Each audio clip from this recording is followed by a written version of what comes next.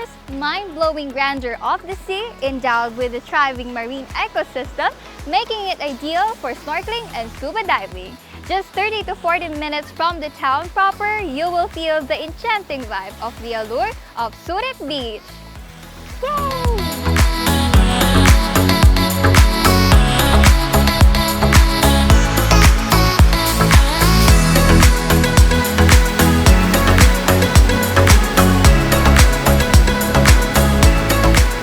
300 to 500 pesos ang arkila ng tricycle papunta sa Surip Beach. May mga cottages na available for rent na nasa 1,000 to 1,500 pesos, 1 to sawa na yan. Pwede ring magpaluto ng mga bagong huling isda or bring your own baon. For the water activities, pwedeng mag-boat riding for just 1,500 for 5 packs. You can also do fishing, and if you want to sleep or stay for the rest of the night, accommodations cost 3,000 to 5,000 pesos, good for 3 to 5 persons.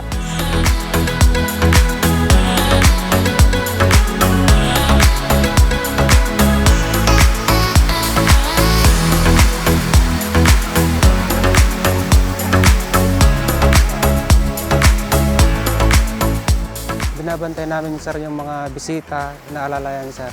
Tapos pinanatili namin na malinis yung dagat, sir. At saka yung mga laman dagat. Mga mahal na araw, sir. Ang marami. At saka pag bakasyon, lahat panatilin na malinis. Huwag magtapon ng mga basura, sir. Yung mga galing lang sa laot, sir. Yung mga plastic na buti, ganun, lumilitaw. Kung minsan napapadpad dito. Kung saan-saan galing naman yun, sir.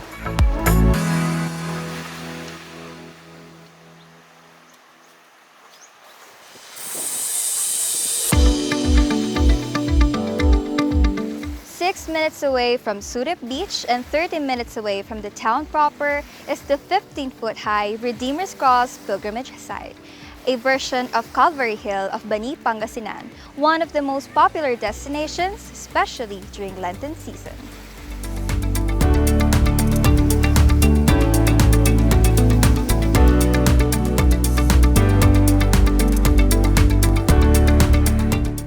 Ang area daw na ito dati ay puro gubat, maraming puno, maraming dahon, at para makita mo ang West Philippine Sea ay kailangan mong sumilip.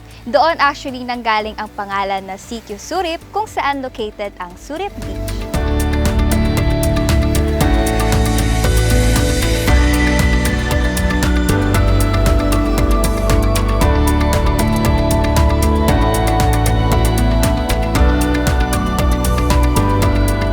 The dazzling waters of Surip Beach will lure you to walk along the hugging waves despite its rocky coast, and will surely give your photos an extra aesthetic touch.